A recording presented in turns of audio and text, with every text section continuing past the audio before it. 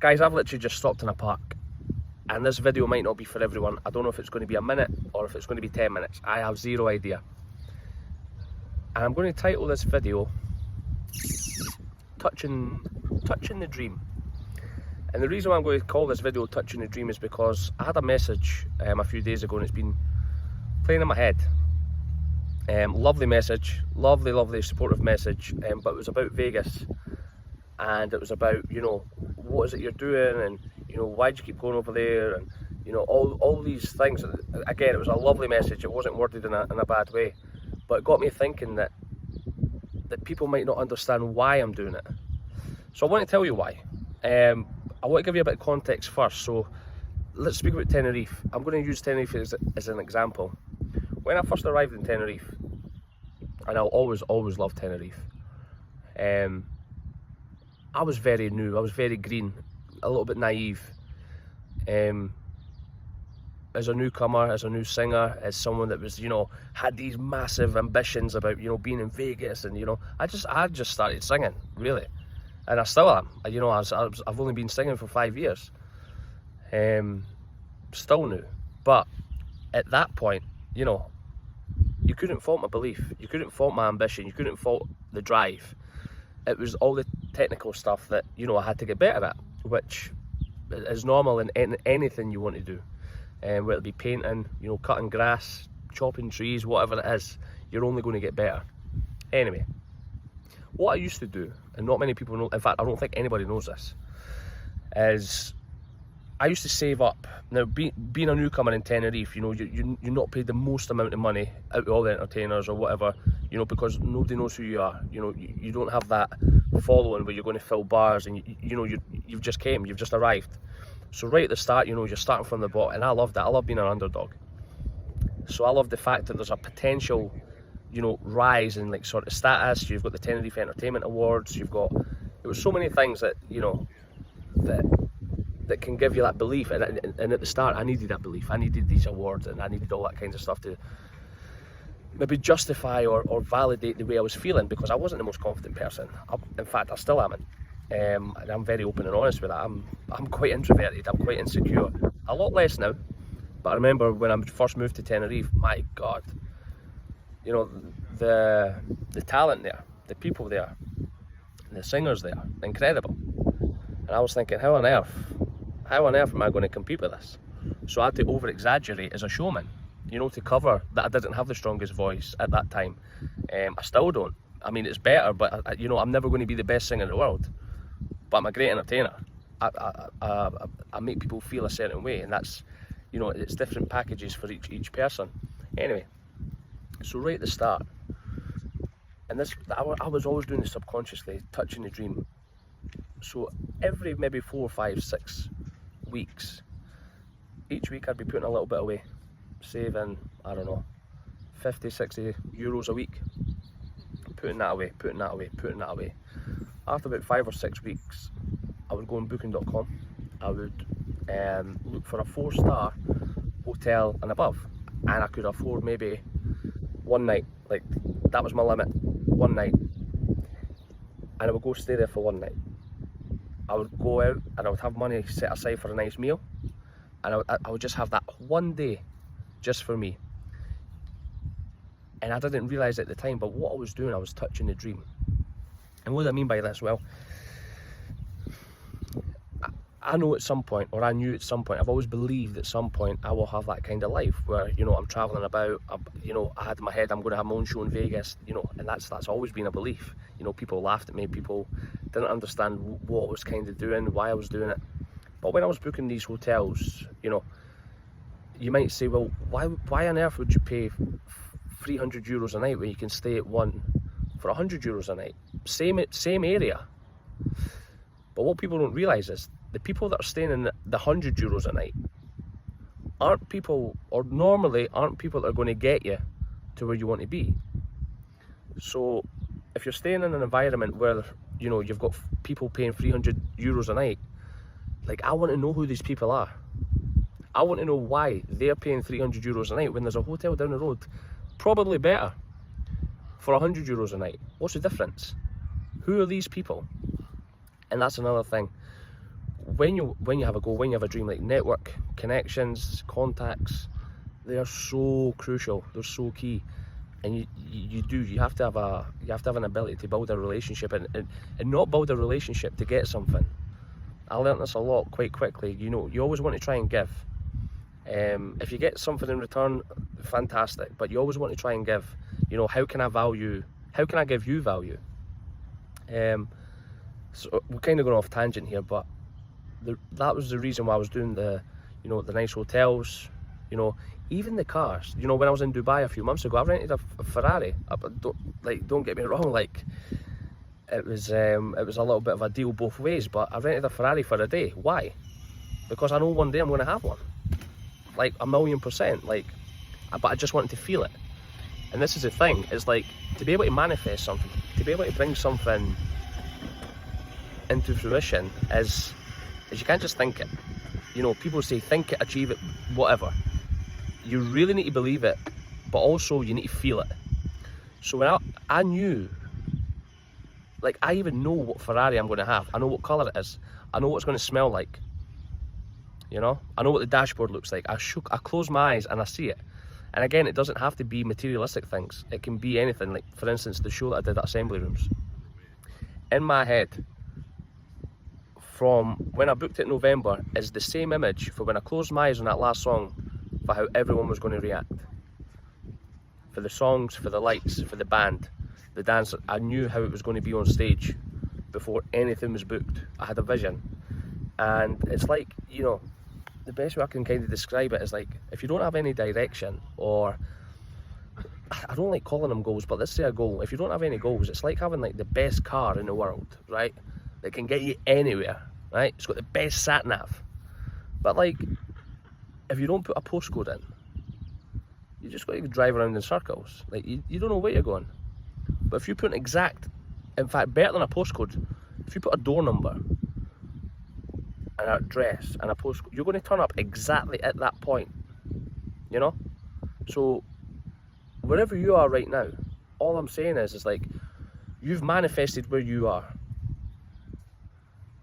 by thinking these thoughts. And if you're not in a place where you don't want to be, if you're in a place where you don't want to be, you've obviously thought, you know, I'll either settle for this because it's comfortable, or, you know, or you don't think you're worth more, when you are. You are worth more. If you're in a situation right now, it could be a job, it could be a relationship, it could be, if there's something in your life you're not quite happy with, either accept it or change it. Don't complain about it. And I was at a point where I was in, you know, Tenerife, and I found myself complaining a little bit too much than what I was normally doing. Then stuff happened with, you know, the Rat Pack show last year. Okay, whatever, didn't work out. Other stuff happened, that's fine. Took a little knock, moved on. This year, the Tony Christie thing happened. Okay, let's take another knock, move on. But what I realised was, you also can't rely on other people. You cannot rely on other people to form a dream that you have. So again, I'm going to use Assembly Rooms as an example. When I first went to the Assembly Rooms in Edinburgh, they never laughed at me, but they were kind of like, are you serious? You're going to do this all yourself? And of course I had help. I had, you know, I couldn't have done it without the band, I couldn't have done it without the dancers, I couldn't have done it without the help of a few friends, you know, out with. But 90% of the whole thing was the vision that I had. And I fully believe that touching the dream helped that.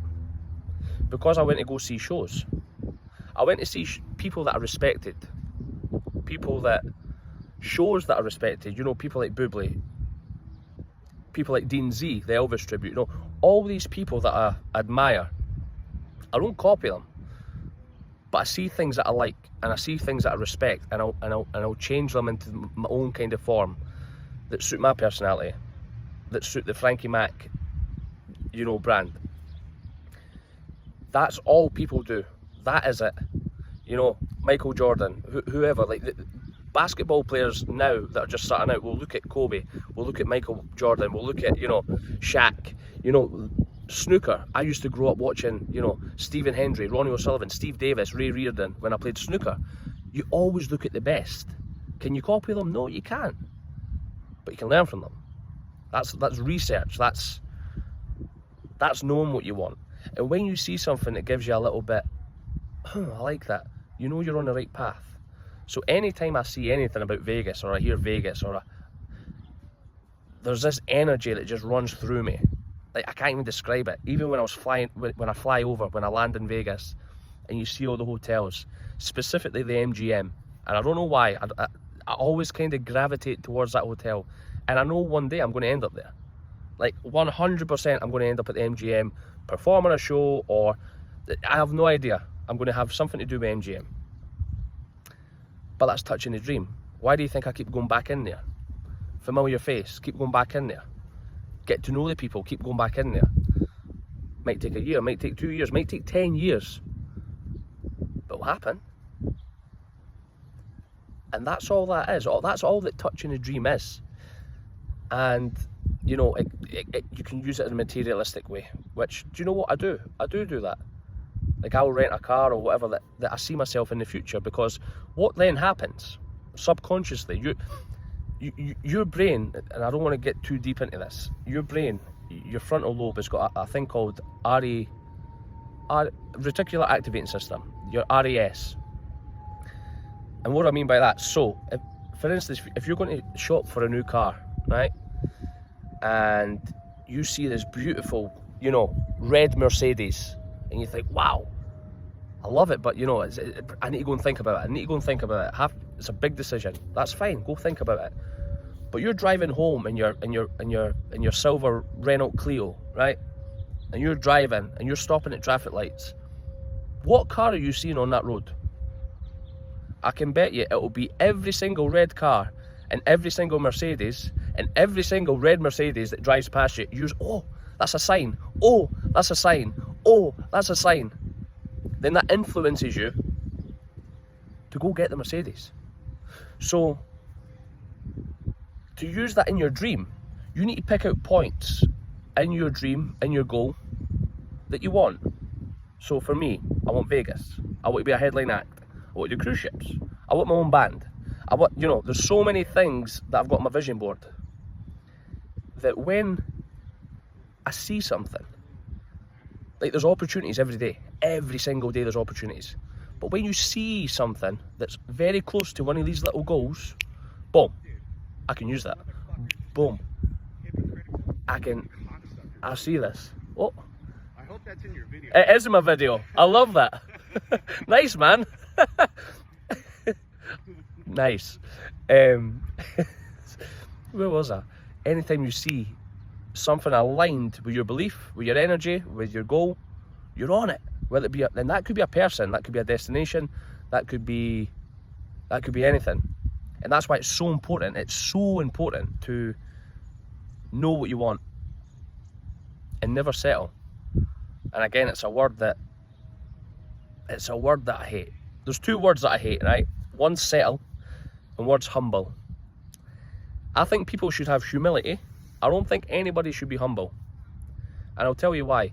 If you Google the word humble, it will say to have a low or modest opinion of yourself. I don't think anybody should have a low or modest opinion of themselves.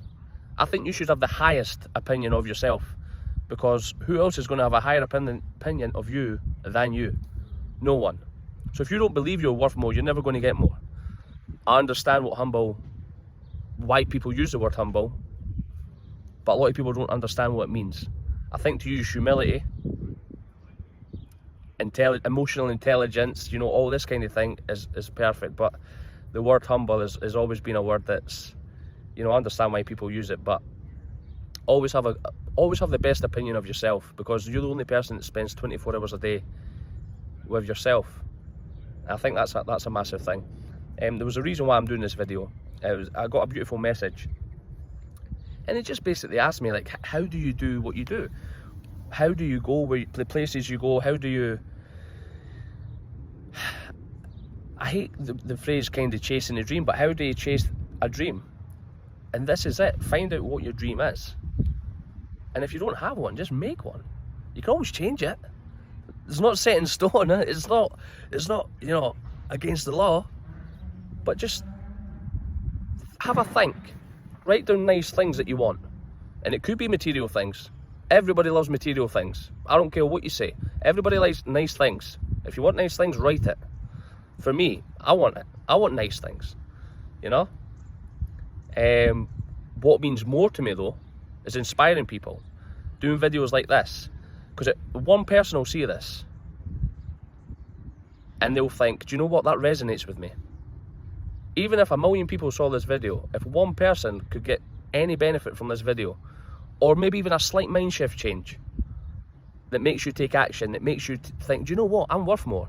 Do you know what, I'm not happy, I'm going to change this, this, this. Do you know what, I don't like my car. Right, what's your options? Well, I can't afford a new one. Okay, that's fine, well, walk to work. Oh no, I can't walk to work, it's a 40-minute drive.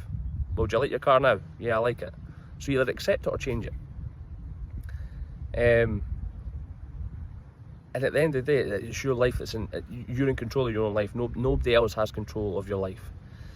But that's what I meant by touching a dream. And I think I'm just going to call this video Touching the Dream. I like that, touching the dream. There's just so many things, you know, and again, it doesn't have to be material things, even people. Be in the environment of the people that you want to be in. Be in those environments. Why do you think I go and see so many shows? Who do you think's watching these shows? Agents, promoters, talent scouts. You know, you need to be in these right environments. So I'm going to leave this video there. That's been 18 minutes. This was only meant to be a 90-second video, but I've not done one of these in a while. So listen, I hope you've learned something. Even if you've not, I hope you've enjoyed it. If you've not, tough. I had to get that off my chest, and it's actually dedicated to a couple of people, but I know there's a few of you that need this video. So if you have enjoyed the video, leave a little comment. Let me know what you are doing and what your dreams are, and touch the dream. I promise you that is how you're going to get to where you want to go. All the best, guys. I've been Frankie Mack. Take care.